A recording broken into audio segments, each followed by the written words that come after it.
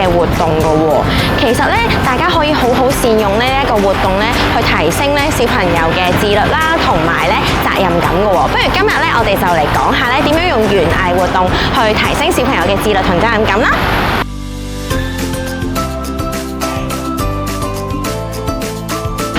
各位家長每年咧收到一人一花之後咧，其實第一步咧，我哋可以咧同小朋友一齊制定呢一啲嘅目標同埋計劃㗎喎。咁我哋可以上網啦，或者同小朋友一齊睇書啦，了解下咧呢個植物嘅品種啦，同埋去照顧嘅計劃係點樣嘅。咁我哋就可以同小朋友一齊去計劃下到底咧我哋究竟咧要幾時施肥啦，幾時移植啦等等啦。咁樣第二步咧，我哋就可以咧去 set 一啲嘅固定嘅時間，例如咧每一日係幾時會同小朋友進行園藝活動，等小朋友咧建立到一個規律性，令到佢哋咧可以咧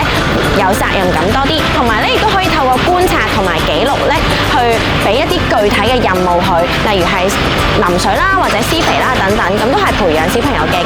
責任感嘅。咁第三步咧，當然就係唔少得你嘅鼓勵同埋讚賞啦。咁如果小朋友咧真係能夠按照計劃表裏邊嘅任務啦完成到嘅話咧，我哋咧就要俾人讚賞啦同埋鼓勵佢，令到提升佢嘅成就感，亦都可以提升小朋友咧對呢件事嘅負責任嘅感覺嘅。咁同埋咧，如果佢嘅計劃裏邊亦都順利完成咧，我哋按時咧都可以俾一啲特別嘅獎勵佢，咁去提升佢咧一路嘅動機嘅。咁當然啦，如果當小朋友喺家長嘅陪同底下完成到唔同嘅時序嘅任務，咁我哋都見到小朋友嘅成長嘅時候咧，咁係時候咧，我哋就要放手多啲，俾小朋友咧獨立去處理啦，咁就可以提升佢對成件事嘅嗰個嘅責任感啦。咁如果咧小朋友咧係參加一人一花嘅計劃咧，其實學校好多時收翻啲盆栽咧，都會捐翻俾一啲社福機構嘅喎。咁我哋都可以引導小朋友咧，可以咧善用呢一次嘅機會啦，俾佢增加佢哋咧一個社會嘅責任感嘅。咁我哋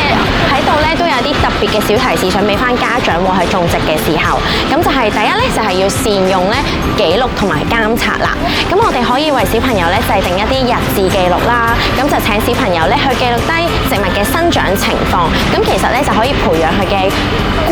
觀察力啦，同埋咧亦都可以培養佢嘅責任感嘅。咁同時咧喺呢個日誌裏邊咧，我哋都可以加入反思嘅環節，咁都可以咧增進你同小朋友一齊去討論，究竟咧植物咧